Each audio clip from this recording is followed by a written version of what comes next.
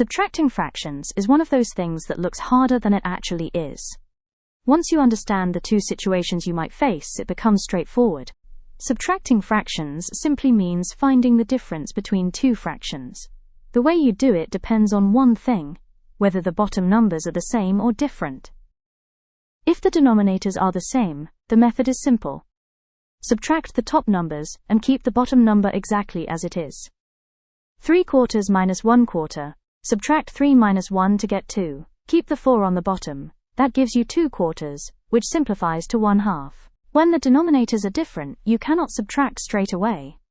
First, you need to find a common denominator, a number that both bottom numbers divide into equally. Once both fractions share the same denominator, you subtract the top numbers just as before. Take 3/4 minus 1/3. The denominators are 4 and 3.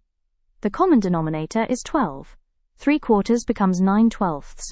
1/3 becomes 4/12. Now subtract. 9 minus 4 is 5.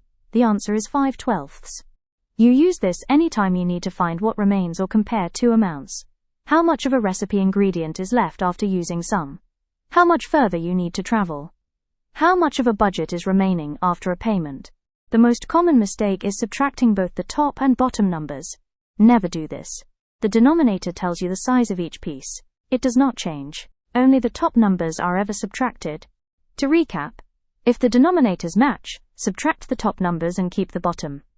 If they are different, find a common denominator first, convert both fractions, then subtract the tops. Always check if your answer can be simplified. Next up, multiplying fractions. Subscribe for more everyday maths explained simply. Thank you for watching.